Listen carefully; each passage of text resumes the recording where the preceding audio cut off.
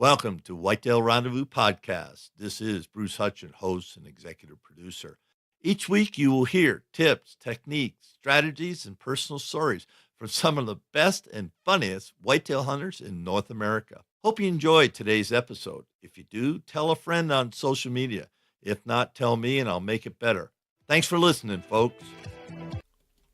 Hey, folks, we got a new sponsor. It's called Buckwild Coffee. What's so special about Buckwild Coffee? Well, a gazillion people go to Starbucks every day and drink coffee. Well, why shouldn't Buckwild Coffee offer you light, medium, or dark roast with free shipping? All you have to do is go to whitetailrendezvous.com, go to shop, and order your coffee, and I'll ship it out for free. Hey, thanks so much for visiting Buckwild Coffee. The best brew in the West, the best brew around the campfire, the best brew in the hunting shack, the best brew anywhere. Buckwild Coffee. Get yours today. Whitetail Rendezvous, episode number 417.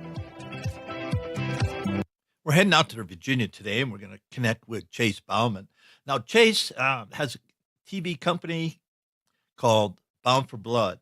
And he and his brother started that a number of years ago. They kind of get away from it for a while now, and they're bringing it back big time. And one thing about Chase that I love is that he talks about the parts of hunting that some people just they gloss over. And that's reading sign and terrain. The biggest thing Chase does, anybody else that I've had on the show, he talks about hunting outside the box. So sit back, relax, and listen to Chase Bowman bringing thinking outside the box. Welcome to another episode of Whitetail Rendezvous, and I'm excited to have Chase Bowman on the show. And he's involved and started a few years back, actually 2015, Bound for Blood TV, and you can find him on social media, and he'll tell you later in the show how to get a hold of him. But Chase is come back on the show. He was here really early on in the first 100 guests I've had. We're over 400 guests now. So Chase, welcome to the show and glad to have you back, man. Thanks, buddy. Glad to be back. I enjoy it. So let's catch everybody up. What's happened to Bound for Blood, what the future holds, that which you can share about, but let's just talk about your TV program and where you want to take that in the years ahead. Well, as you and I were talking before here, I took a break, as I told you last time I was on. Just kind of fell into the norm of everything, and didn't really like it. So decided to kind of just step back and try and breathe some new life into the show. And I'm going to be coming back. Not really sure if it's going to be this year, but most likely it'll be spring of next year. Probably we'll go back with the Hunt channel just because I like those guys. But not really telling a whole lot about the way I'm going to come back with it. The show is going to be done a little bit different than anything anybody else is doing right now. So just try not to let the cat out of the bag, but definitely going to be very exciting and very different. It's going to be me and one guy from Pennsylvania. We're going to be doing it together, and it's just going to be interesting. I think it'll be something a lot of people will like to watch. It will be me hunting the South, him hunting the North, and of course, I travel west a whole lot, and he travels some, so there are a lot of different kinds of animals killed, and different terrain and things like that people will get to see. But the format, I'm not really talking about that a whole lot right now. I want to keep it a secret. All right. Well, that's a good catch up on that.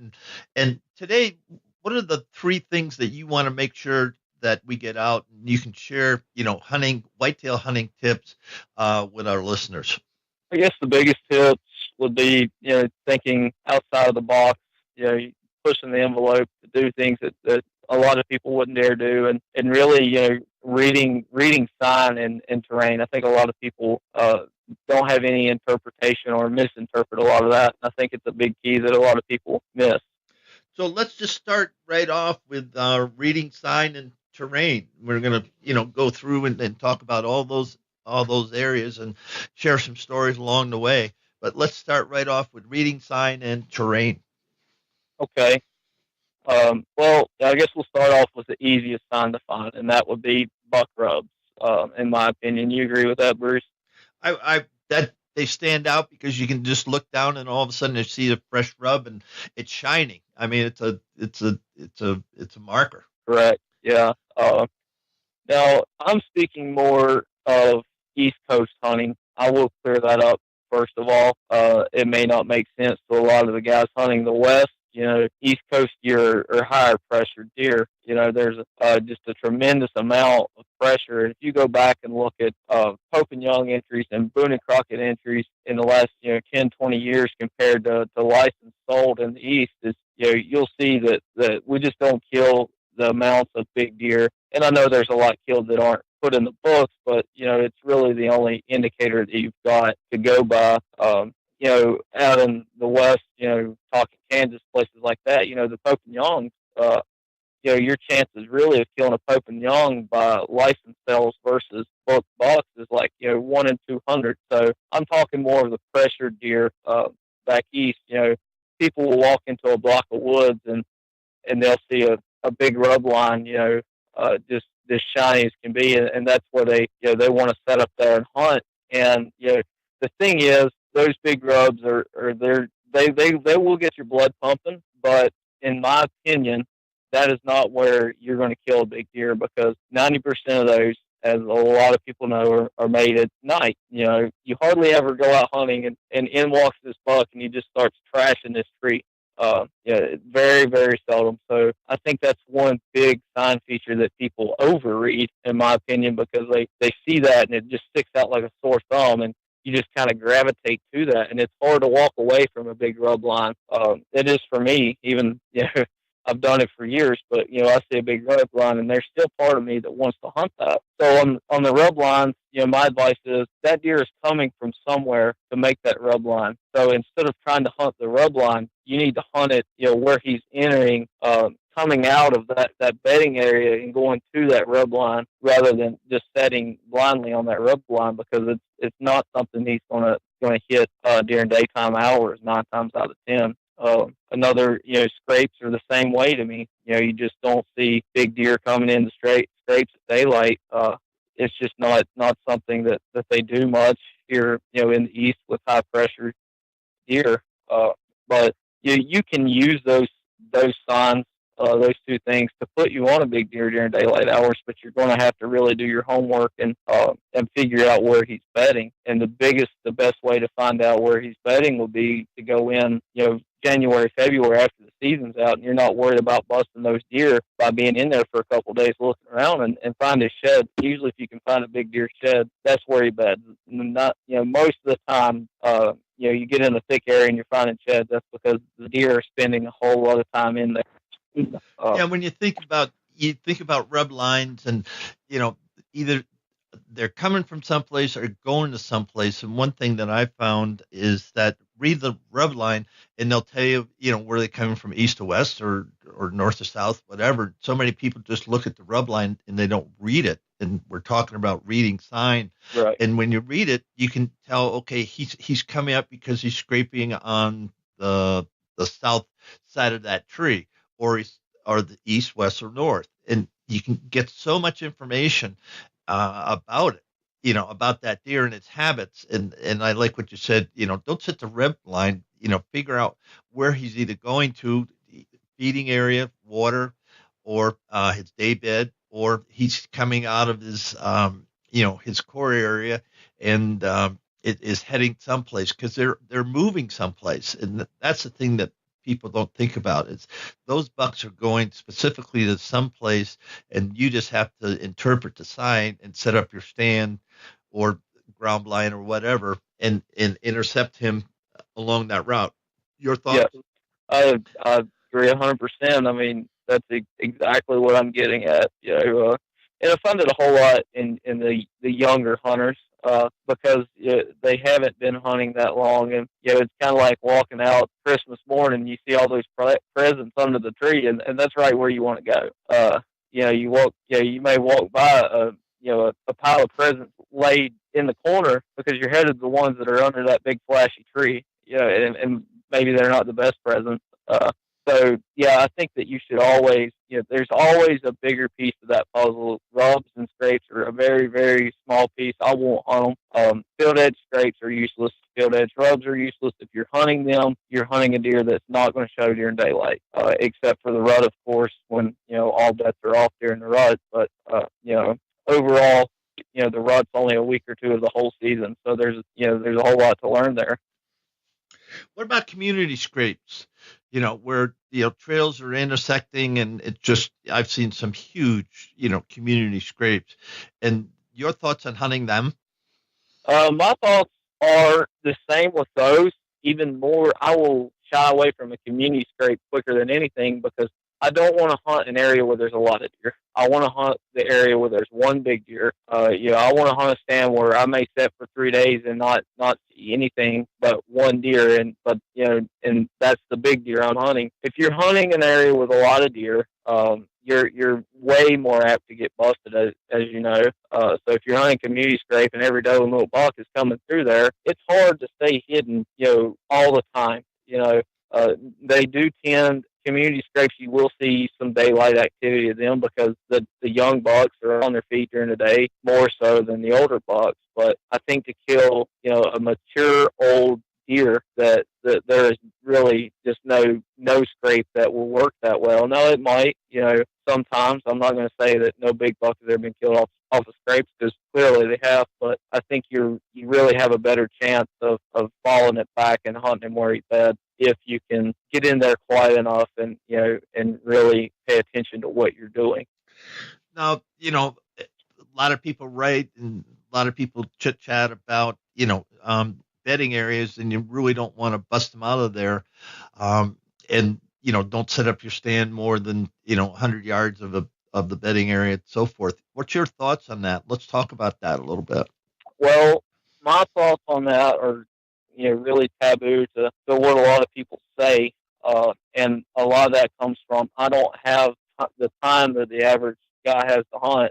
I'm, way obsessed with deer hunting, but my work takes me out of town 4 days a week. So I only get to hunt, at max 3 days a week. So I'm not going to sit back on a deer and worry about pushing him out. Really, I don't have time to do that. So I'll go in. Now I'll plot a route usually by maps or just knowledge of the terrain. Usually I've been in there my whole life on most of the places I hunt, so I know how to get in. And you got to get in early. You can't go in there 30 minutes before daylight and set up in a bedding area. You're going to have to be there at least an hour before daylight up in the tree. So yes and no on that one, Bruce. If I couldn't make it in there way before daylight, no, I wouldn't. I wouldn't be close, but I always dedicate myself to get into those places. Now, I wouldn't hunt a bedding area during the evening because you're not going to get in there. He's already going to be bedded. So it's a fine line. I would hunt, downwind or not downwind, but I would hunt to where my wind is going to carry to that bedding area in the evening. I would snug up as close as I could, and the ideal place would be a saddle where you can get your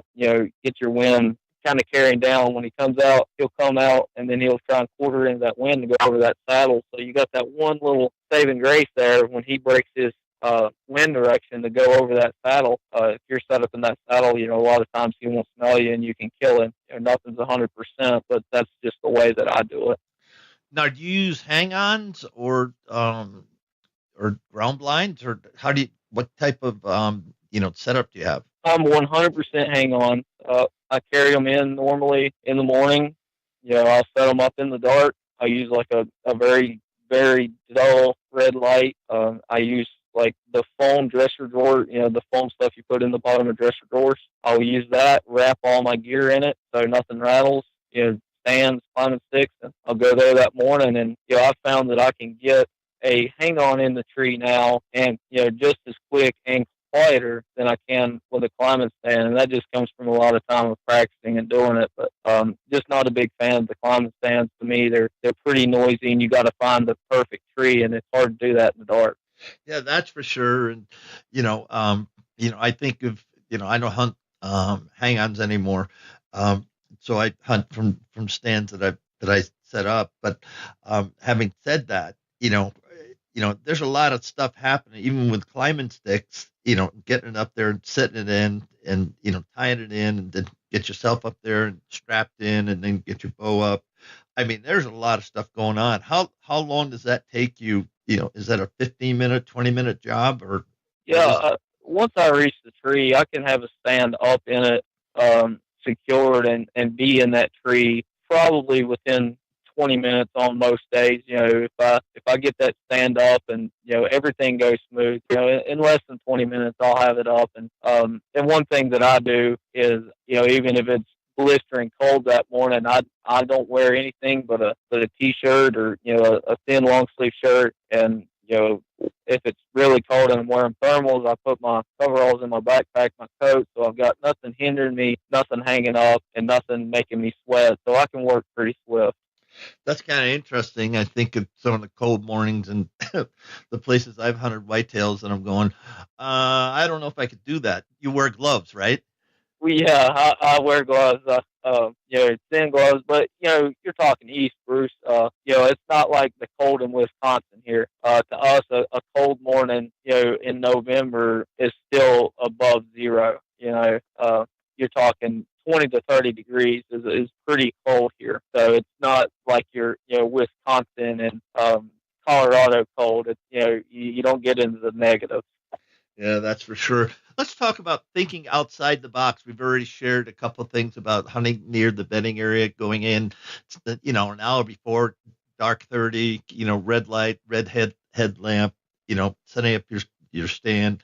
Because what you're doing is you're waiting for that buck to come into the bedding area. Is that correct? Yes, exactly. Yeah, So go ahead. no, I was just going to say, I'm trying to hunt him coming in, not leaving. You're exactly right on that. So, what are some of the other thinking outside the Whitetail Rendezvous is pleased to announce a partnership with GoHunt.com.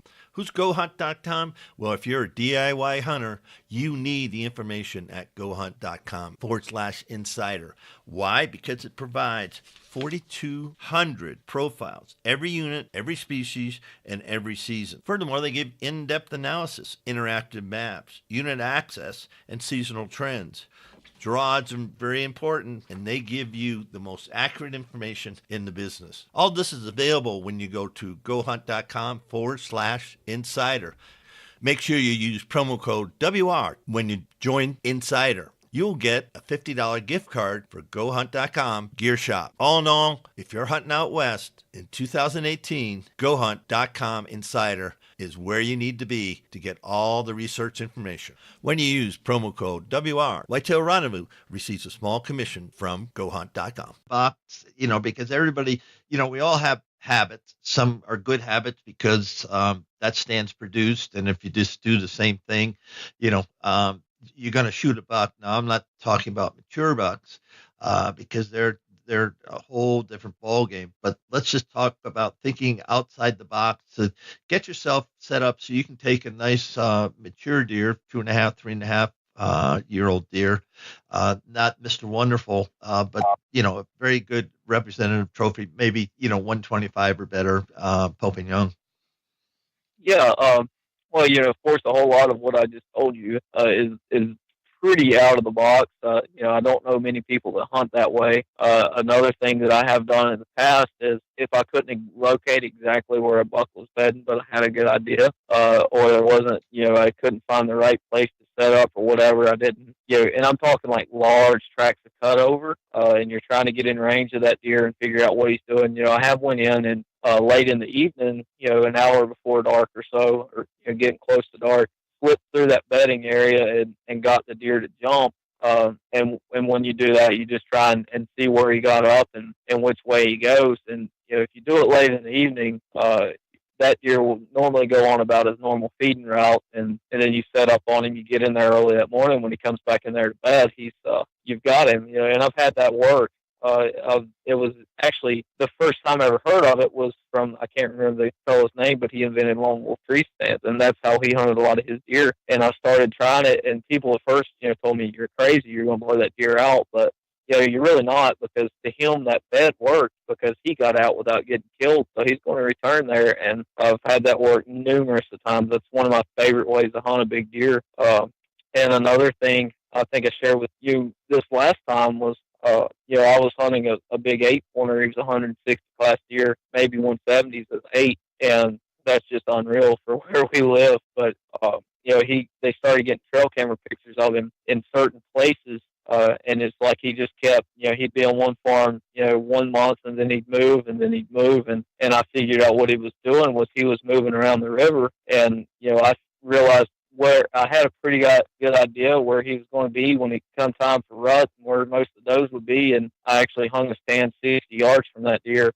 Whenever I heard that deer and his does wake up that morning, and they were 60 yards from me, and I carried that stand in that morning and hung it. So yeah, that's out of the box. A lot of I bow hunt off the ground a whole lot. We're used to now. It's crossbow because of my eyesight, but and that'll get you in some places that normally you couldn't see, do a low canopy or something. You can't see it from a tree stand. But there's a lot of different things like that. It would take me forever to really dig down into it. But, most people are too scared. They think they're going to bump a deer completely out of where he is, and they tend to back off a whole lot. And, I don't. If I know where a deer's at, I'm going to go in for him because, he may not be there tomorrow, whether I push him or not. All he's got to do is take a doe, and get on her, and somebody might kill him, or he may go to a completely different area searching does if you don't have a whole lot of does. So if you know where he's at, you got to go in and kill him. Not so much of a lot of people like to hunt them from a distance, and I'm just not like that. I like to get in there and get rough with them. Yeah, up close and personal. I guess that's a good way to say your technique. And when you pay attention to detail, you said you hunt with a crossbow now. How is that different than a compound? Pluses and minuses. Let's talk about hunting with a crossbow. Well, naturally the plus of a crossbow is the sheer accuracy of it. I can at 100 yards my crossbow. I've got a Scorpion Ventilator Extreme, and at 100 yards, you're shooting a baseball sized group. You also have scope and crosshairs, which we all know is a big advantage. Disadvantages are they're heavy to carry. They're very, very awkward. Hard to shoot out of a tree. I'm not a fan of a crossbow, but I do hunt with one because as I said, when it gets close to dark, I cannot see through my sights. If I'm shooting a bow, I cannot see through that peep. And it doesn't necessarily even have to be, we're talking the last hour of dark when light starts fading, and that's due to an accident I had at work several years ago. And it's just got worse and worse over the year. To the guys that kill big bucks with bows, they're, in my opinion, and I'm not knocking anybody, I think it's to each their own, but to those guys that are really killing massive deer with bows, that's your true good hunters, because as we both know, it's hard to get that big buck in bow range. It's not as hard to get him at 100 yards with a crossbow. And I've not shot one at 100 yards. We did take one with it last year at 87 yards with ease. So I'm a bow hunter at heart, and I still, I just bought the brand new Halon 32 and love shooting it, but I just can't see when I need to be able to see it. I just can't see. But that scope helps a whole lot. It gathers a lot of light. What type of broadheads do you use? I use a little bit of everything, Bruce. I use some expandables. Rages. I use Montex. I use dirt naps. Whatever I got laying around is what's going on. And I found most of the broadheads today shoot about the same. There's not a whole lot of different. I've had them all work. I've had them all fail. And, well, usually it's not the broadhead, it's the shooter. A lot of times people shoot high on a deer and say the broadhead didn't open, and generally it's the shot, not the broadhead. I mean, a well placed field point would kill any deer that ever moved. That. But yeah, pretty much anything. I'm more favored, I guess, to cut on contact broadhead because I shoot a lot of hogs and stuff, and I did have a broadhead break off in a hog's jaw one time, an expandable. The broadhead just wasn't quite tough enough to go the rest of the way through, and so I had to track with kind of a faint blood trail. Yeah, I use G5 Montex. That's what I've used for years, and they work. And they're a sweet head, yes sir. They work, and I'm kind of, when something works, then I just stick with it. And there are, hundreds of great broadheads out there. So, each his own. Say, Chase, if somebody wants to get a hold of you on social media, what's the best way to do that? You can go to my personal Facebook page, which is Chase Bowman. Or you can go to the Bound for Blood page. It's still up, still going. We haven't taken any of that down. The only thing we took a break from really was just the TV part of things for right now. Where do you think the whole TV thing's going? Because there's so many people, they're on YouTube and Vimeo, and you got Instagram. You can put up, videos on. Where's the whole thing going in your estimation? Well, I think TV will always be around as far as the regular televised stuff on you, but it does seem to me that the industry is going more of towards the internet with the YouTube and and things like that. I mean, 15 years ago, you and I wouldn't be sitting here doing a podcast. So I 10 do years think it ago. is. Yeah, true. So yeah, I do think that it is leaning a whole lot towards more of the digital era with YouTube and and it's so much easier to do. It's free to do, and a guy can put things on YouTube without even having sponsorship because he doesn't have to pay anything really. Yeah, and that's the thing, and the camera gear is just unbelievable. And I've talked to a number of people that have been in the video part of it for a long time, and what they used to have to pay versus what anybody, you and I could go out and we could have some studio ready film, just with some. It's not simple gear, but very it's a heck of a lot cheaper, less expensive. I think that's the right word to say Yeah, than it yeah. was in the past. Right. I mean, now you got handheld cameras that are, as you were saying, you can go to Walmart and get a $300 camera that has video quality that is better than the studio cameras of yesteryear. So yeah, I mean, it's getting to where anybody can do it, and there is a lot of people doing it, and I think overall it's a lot of people say a lot of hunters talk about Facebook and things like that and how it's hurt the industry and all, and because it's hard to get sponsorship. And I've been guilty of, the same thing when you're trying to get sponsors and you can't. You're like, well, it's because, all these other guys doing it. But I think, in my opinion, that social media has helped the deer quality overall because you got guys now that are holding out for big deer mainly, let's be honest, it's, because they want a picture on themselves on Facebook of them holding a big deer. So I think it's, as far as your age quality, I think it's actually been a big help for that, in my opinion. That's an interesting thought. The testosterone drive, call it what you want, and to me, I've always gone along with Brenda Valentine told me a long time ago. Said it's your hunt, it's your deer. It doesn't matter what you take. You paid the money, you've spent the time, and enjoy your trophy. And so many times, and we can get into this a little bit. A guy will put up a simple spike buck or a forky, and I'm not talking about a youth, but I'm talking about a hunter saying, "Hey, look at my deer," and he's happier than heck as his first archery kill. And Yeah, yet some people go, "Why'd you kill that small deer?" Blah blah blah. You know the right. girls. What do Oh you yeah. think about all that? I think that's very very uncalled for. I'm the kind of person, and I've videoed myself shooting spike, Bruce, because that was the deer that I was happy with it, and as long as I'm happy with it, now of course at this point in my life. It normally it takes a bigger if I see a smaller deer I'm not going to shoot him because I'm just not that animal doesn't excite me. There's no part of me that says take that animal's life, so I'm not going to. But if somebody harvests an animal and they're happy with it, it's nobody else's right to throw down on it.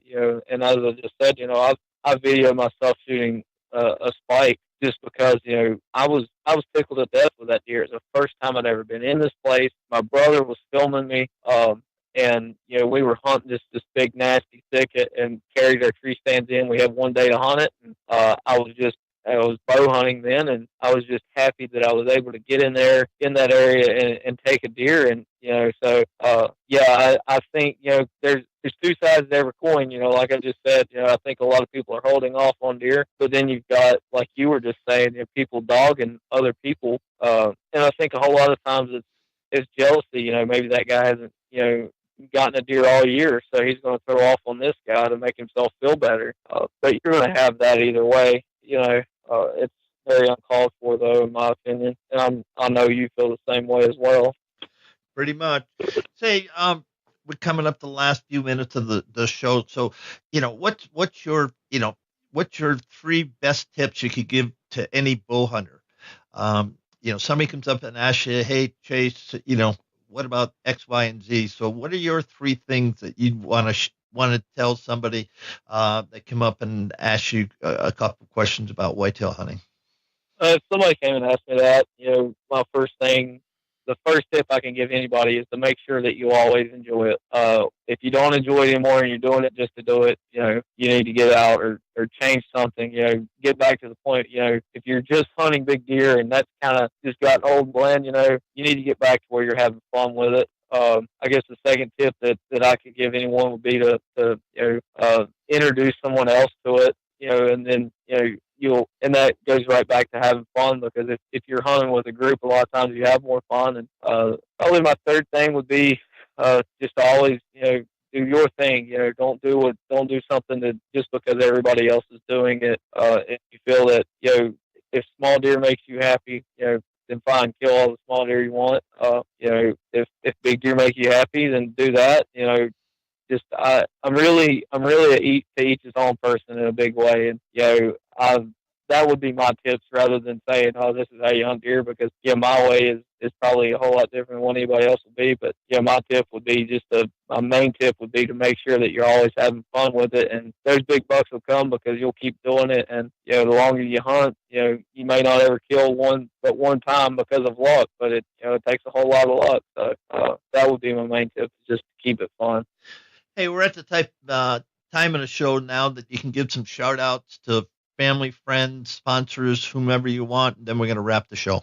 All right. Yeah, I'd like to give a shout out to you, Bruce. I appreciate you having me on again, man. I've always enjoyed coming on here and talking to you. I'd like to give a big shout out to Treason. Always like those guys over there. I see they've got a new pattern out now, so I think that's pretty cool. Can't wait to see it and use it. And I'd like to give a shout out to my brothers. Pretty much taught me everything I ever knew about hunting big deer, and always been there to help me out. So.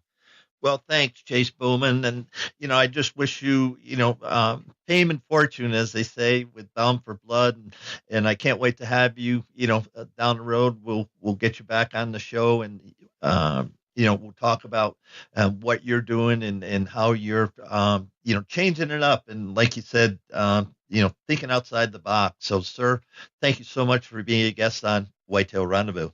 Thank you, Bruce. Appreciate it. On our next show, we're heading out to the Dakotas. I'm going to connect with Nick and Casey Dietz.